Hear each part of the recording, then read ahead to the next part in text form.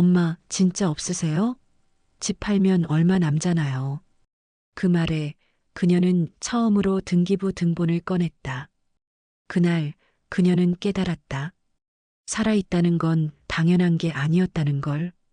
오늘 이야기의 주인공은 부산 사하구 다대포 언덕 위의 아담한 집에서 살고 있는 올해 78이 된 한영숙입니다. 늦겨울 오후 붉게 번지는 노을이 주방 창문을 타고 스며들었다.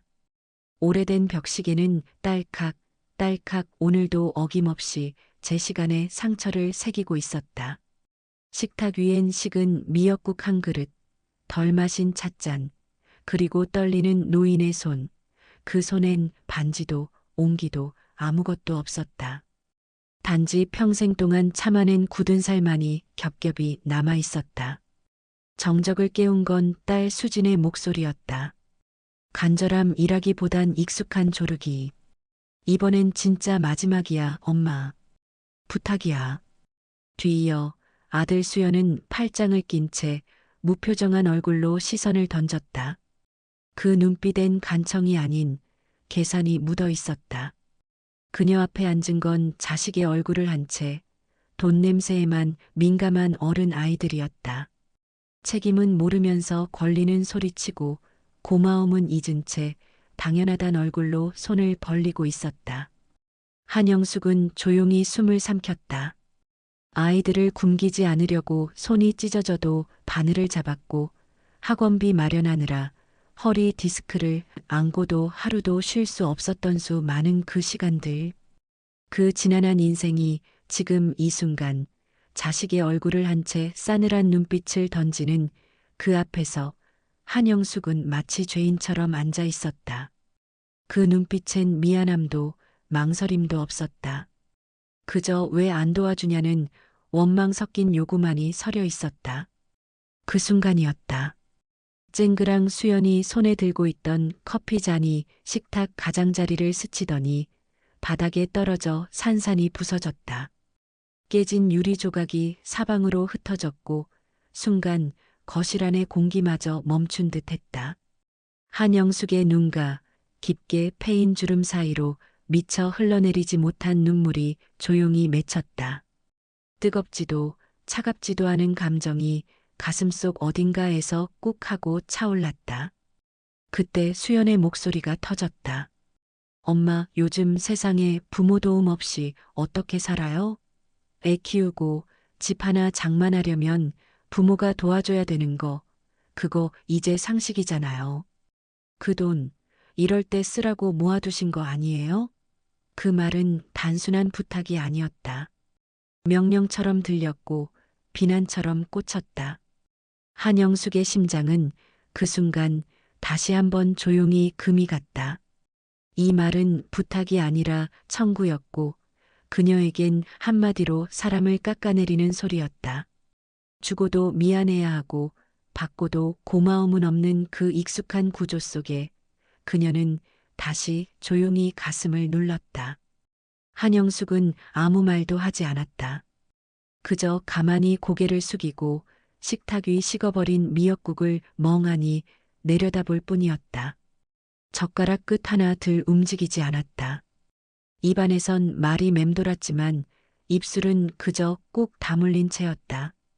지금 무슨 말을 꺼내도 어차피 들으려 하지 않을 걸 그녀는 알고 있었다.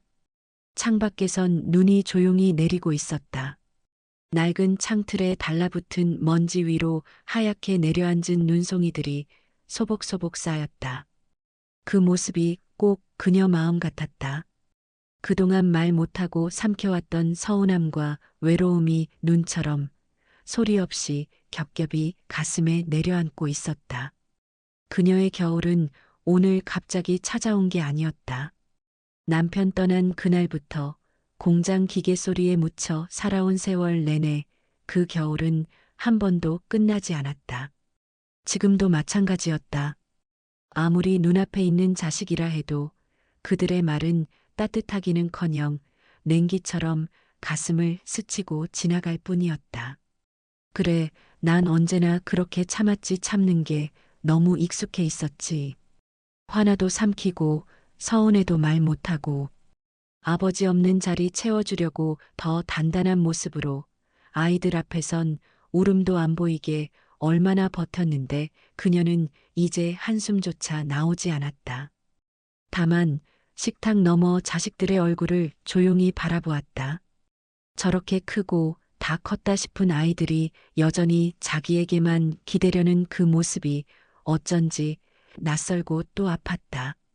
근데 나 언제까지 이렇게 살아야 하나? 그 순간 그녀 눈빛 어딘가에 아주 작지만 꺼지지 않는 불빛 하나가 피어올랐다. 그건 슬픔도 분노도 아닌 스스로를 위해 처음 품어본 다짐이었다. 마당 끝에서 바람이 불었다. 빨랫줄에 걸린 수건이 뻣뻣하게 얼어 있었다. 78세 한영숙은 말없이 그 수건을 떼어내며 잠시 손끝을 멈췄다. 그 손가락은 창백했고 감각이 닿지 않는 듯 말라 있었다. 수건 끝을 탁탁 털다가 문득 오래된 기억 하나가 되살아났다. 1983년 2월 눈발이 퍼붓던 그날.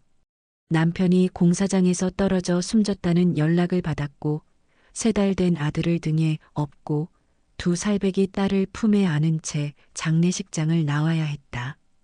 애들 데리고 친정으로 가렴 내가 혼자 아이들 키우며 산다는 건 감당하기에 너무 벅찬 일일 거야. 시어머니의 말에 그녀는 고개를 저었다. 친정도 가난했고 어린 남동생 둘은 학교에 다니고 있었다. 그녀는 울지 않았다. 그냥 말없이 다음 날 아침 봉제 공장에 출근했다. 누가 알아주지도 기다려주지도 않는 자리였지만 그곳에서 허리를 굽히고 재봉틀 앞에 앉았다. 실밥이 눈에 아른거릴 때까지 바늘 소리에 귀를 적시며 밤늦도록 옷감을 밀어 넣었다. 그렇게 하루가 갔고 또 하루가 이어졌다. 새벽 4시 검은 어둠을 뚫고 일어나 도시락 3개를 쌌다. 하나는 수진이, 하나는 수연이, 마지막은 자신의 것. 쌀은 자주 바닥났지만 아이들 도시락만큼은 늘 가득 채웠다.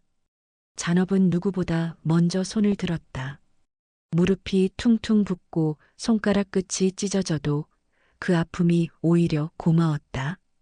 그만큼 더 돈을 벌 수 있었으니까. 그렇게 30년. 아이들을 대학에 보내고 취업시키고 결혼까지 시켰다. 허리는 휘어갔고 시력은 떨어졌고 남은 건 쉼없는 숨뿐이었다. 그런데 어느 날 딸 수진이 말했다. 엄마 상견례 때 그 낡은 정장 말고 새 옷 입고 오세요. 저 체면도 있고 평소처럼 오시면 창피해서 안 돼요. 그 말에 영숙은 미소를 지었지만 가슴 안쪽이 꺼멓게 무너졌다. 그 옷은 10년 넘게 특별한 날에만 입던 유일한 정장이었다. 초라했을까? 몰랐을까? 그날 밤 누구도 없는 방에서 이불을 덮어쓰고 오랫동안 울었다. 남편 없는 삶, 허리를 세우지 못했던 날들, 주방 바닥에 꿀은 무릎 위로 얹힌 눈물들이 조용히 번졌다. 결국 퇴직금의 절반은 수연의 전세 보증금으로 나머지 절반은 손주의 유치원비로 사라졌다. 그렇게 또 내어주고 또 버티며 살아온 세월. 혹시 이 이야기가 당신의 마음에도 스며든다면 좋아요와 구독, 알림 설정으로 따뜻한 이야기를 함께 이어가 주세요. 그리고 자신은 허리 디스크로 밤새 끙끙 앓으며도 병원 한번 마음 편히 다녀오지 못했다. 그래도 괜찮다 그렇게 생각하며 살았다. 하지만 그 괜찮다는 말이 이토록 쓰라릴 줄은 몰랐다. 그날 오후 한영숙은 천천히 2층 다락방으로 향했다.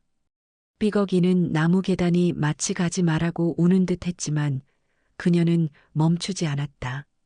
몸을 숙이며 다락 문을 여는 순간 바람 한 줄기가 먼지를 일으켰고 그 속엔 오래되고 쾌쾌한 먼지 냄새와 공기가 서로 섞여 잊고 있었던 시간들과 만나는 것 같았다. 구석에 놓인 누렇게 바랜 서랍장. 손잡이를 조심스레 당기자 오래된 경첩이 끽하고 낮게 울었다. 그 소리는 마치 오랜 세월을 품은 슬픈 숨결 같았다. 서랍 안에는 금비녀 하나와 통장이 조용히 놓여 있었다. 남편이 세상을 떠난 뒤 시어머니가 그녀의 손에 꼭 쥐어주며 말했다. 이건 너 살아가면서 정말 꼭 필요할 때, 그때 써라. 그녀는 그 약속을 반평생 지켜왔다. 어떤 날엔 쌀이 떨어져도, 어떤 날엔 병원비가 없어도 금비녀만큼은 손대지 않았다. 그날 그녀는 처음으로 그 금비녀를 손에 쥐었다. 살짝 떨리는 손끝 아래 희미한 빛 속에서도 금빛은 조용히 살아 숨쉬고 있었다. 팔면 얼마나 나올까? 아파트 분양금은커녕 보증금도 못 되겠지. 마음속으로 그렇게 중얼대며 한영숙은 천천히 통장을 펼쳤다. 수십 년을 꼬박 모은 돈, 퇴직금의 마지막 잔액, 매달 들어오는 얼마 안 되는 연금. 딸깍 마음 안에서 무언가 내려앉는 소리가 들렸다. 그 금액은 수연이 말한 5천만 원 반도 되지 않은 금액이었다. 그녀는 조용히 눈을 감았다. 자신이 지켜온 자존심과 현실 사이의 그 깊은 틈이 그날따라 유난히 더 멀게만 느껴졌다. 그 순간 벽 너머 작은 쪽 창문 사이로 저녁 노을이 눈에 들어왔다. 창틀 위에 쌓이는 붉은 빛은 마치 하루가 끝났다고 속삭이는 듯했다. 그녀는 고개를 숙였다. 심장이 저무는 소리가 들리는 것 같았다. 거울 앞에 섰다. 거울 속의 78세 한영숙은 낯설지 않았다. 다만 너무 오래 자신을 보지 않았다는 게 서글펐다. 휘어진 어깨, 깊게 패인 주름, 10개 바랜 머리카락, 그 안엔 엄마도 아내도 아닌 영숙이라는 사람이 있었다. 그때였다. 전화벨이 울렸다. 화면엔 익숙한 이름 수연. 수화기를 들었고 예상대로였다. 엄마, 5천만 원만 내일 마감이에요. 저번에 이야기한 5천만 원 알죠? 그 말 끝에 침묵이 흘렀다. 그 침묵이 오히려 소리보다 크고 날카로웠다. 가슴 어딘가 찢어졌다. 내가 지금 죽으면 이 아이들은 장례도 치기 전에 상속부터 정리하겠구나. 차가운 생각이 서늘하게 스쳤다. 그리고 그녀는 결심했다. 수화기를 다시 들었다. 이번엔 다른 번호. 혹시 제주도 한 달 살기 예약 가능할까요? 78세의 한영숙은 그 순간 처음으로 엄마도 누군가의 뒷바라지도 아닌 그저 한 사람, 자신으로서 삶을 선택했다. 하루 종일 비가 내렸다. 늦가을의 빗줄기들이 거실 창을 두드리고 있었다. 회색빛 유리창 너머 하루가 비틀거리듯 기울어가고 있었고 78세 한영숙은 찻잔을 두 손으로 감싼 채 조용히 앉아 있었다. 주름진 손등엔 아직도 금비녀의 온기가 남아 있었다. 거실엔 자식 둘이 나란히 앉아 있었다. 딸 수지는 볼을 붉힌 채 내 눈을 피했고 아들 수연은 익숙한 목소리로 말했다. 어머니, 이번엔 마지막이에요. 진짜예요. 5천만 원만. 그 말에 한영숙은 고개를 들었다. 시선은 흔들리지 않았고 입술은 천천히 열렸다. 그래. 평생을 너희한테 줬지. 내 시간도, 내 청춘도, 내 잠도, 내 통장도. 이제는 진정 나를 위해 살아보려 한다. 그 말이 떨어지자 주변의 공기가 묵직하게 가라앉았다.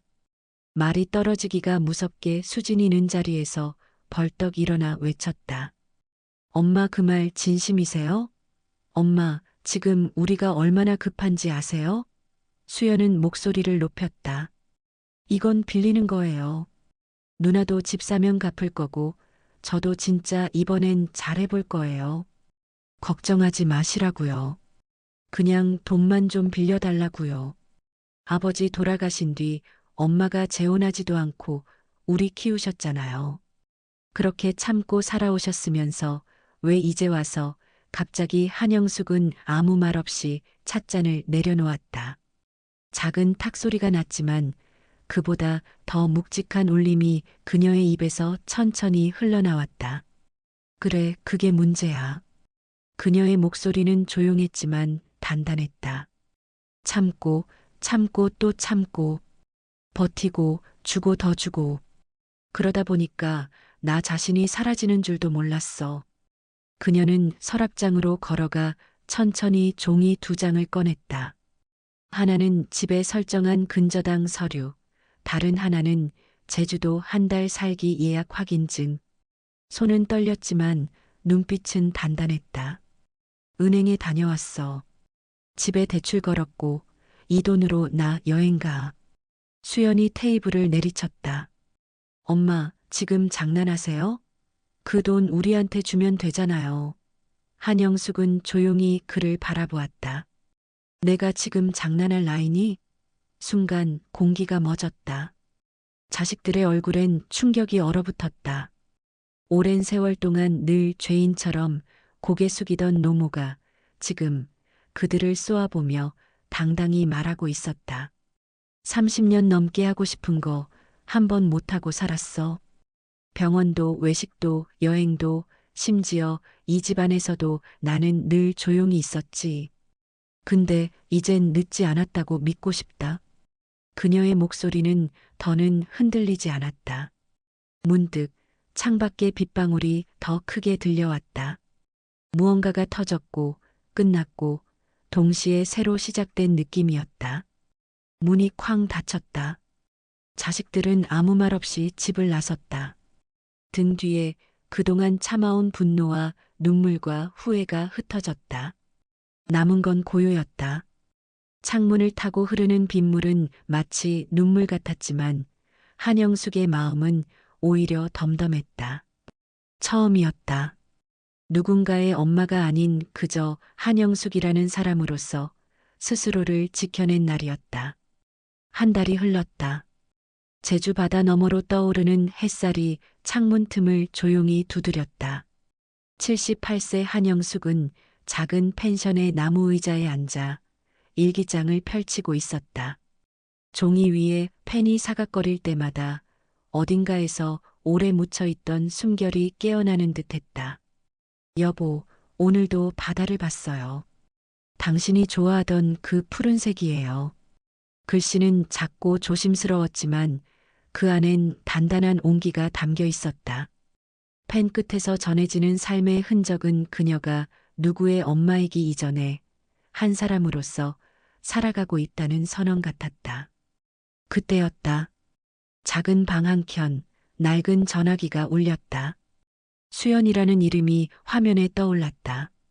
1달 만에 걸려온 전화였다. 한영숙은 수화기를 들고 잠시 숨을 고르며 귀를 기울였다. 그 조용한 호흡 속엔 묘한 떨림이 있었다. 엄마 잘 지내고 계세요? 낮고 어눌한 목소리, 말을 고르며 끊어지는 숨결 하나하나가 그녀의 가슴을 툭 하고 건드렸다. 그래, 엄마는 괜찮아. 너희들은? 그 말 한마디에 잠시 침묵이 흘렀다. 그러다 수연의 목소리가 조금씩 젖어들었다. 엄마 진짜 죄송해요. 잘못했어요. 그땐 왜 그런 말이 쉽게 나왔는지 모르겠어요. 엄마가 어떻게 살아오셨는지 누구보다 저희들이 잘 알면서도 그냥 모른 척 했어요. 수화기 너머로 숨죽인 울음소리가 잦아들 듯 흘렀다. 누나는 요즘 말이 없어요. 미안해서 눈도 잘 못 마주쳐요. 근데 보여요. 진심으로 반성하고 있다는 거. 수연의 목소리가 떨렸다. 엄마 없이 1달 살아보니까 알겠더라고요. 엄마가 계셨던 그 시간이 우리한텐 그냥 일상이 아니라 삶이 어떤 거리요. 그 말에 한영숙의 눈가에 고이 맺혀 있던 감정이 소리 없이 넘쳐 흘렀다. 엄마가 계셨을 땐 그게 그냥 당연한 줄 알았어요. 근데 아니었어요. 엄마가 없으니까 우리가 진짜 아무것도 아니더라고요. 그 말 한마디 한마디가 마치 바늘처럼 그녀의 가슴을 찔렀지만 그 바늘 끝엔 미안함과 사랑이 묻어 있었다. 그리고 그 순간 한영숙의 마음에 단단하게 굳어 있던 벽 하나가 소리 없이 부서지는 듯 했다. 창밖에는 갈매기 한 마리가 바다 위를 천천히 날고 있었다. 그 바람에 실려 수진의 흐느낌도 전화기 너머로 전해졌다. 엄마 유튜브 영상 봤어요. 사람들이 엄마 덕분에 용기 냈다고 해요. 한영숙은 펜을 내려놓았다. 일주일 전 숙소 주인장의 권유로 찍은 그 영상. 68세 할머니의 인생 2막 제주에서 다시 걷다. 무심코 시작된 기록이 어느새 100만 명의 마음을 두드리고 있었다. 그냥 재미로 찍은 건데 아니에요. 정말 멋져요, 엄마. 댓글마다 엄마 같은 분들이 살아갈 힘을 얻었다고 써 있어요. 그녀는 말없이 창밖을 바라보았다. 이름조차 내세우지 못하고 흘러온 인생이 누군가에게 작은 위로가 되었다는 사실만으로 가슴 어딘가가 따뜻하게 물들었다.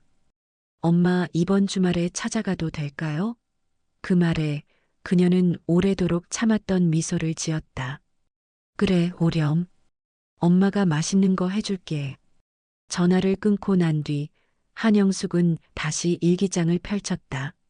마지막 줄에 천천히 적었다. 오늘은 내가 자식들의 엄마이기 전에 한 사람의 영숙으로 산 지 한 달째 되는 날. 이젠 알겠다. 내가 나를 사랑하니 세상도 나를 다시 사랑하기 시작했다.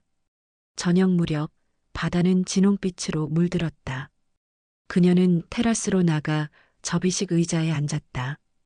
바람이 살며시 그녀의 볼을 어루만졌고 귓가에 남편의 옛 목소리가 들리는 듯했다. 영수가 그동안 참 수고했어. 그녀는 조용히 웃었다. 여보, 나 이제 알아요. 이건 마지막이 아니라 정말로 새로운 시작이에요. 하늘은 느리게 어두워지고 멀리서 파도 소리가 들려왔다. 그 순간 그녀는 생각했다. 혼자라는 건 슬픈 일이 아니다. 진짜 슬픔은 내 인생을 내가 살아보지 못하는 것. 오늘도 바람이 분다. 어제보다 조금 더 따뜻한 내일을 품은 바람이었다. 어쩌면 우리 모두의 마음속엔 누군가의 딸이자 아들이기 전에 한 사람의 나로서 살아가고 싶었던 순간들이 있습니다. 늦지 않았습니다. 지금부터라도 당신 자신의 이름을 불러주세요. 오늘 이야기 마음에 닿으셨다면 구독과 좋아요, 따뜻한 댓글로 함께 해주세요. 매일매일 여러분의 가정에 행복과 웃음이 가득하시길 바랍니다. 감사합니다.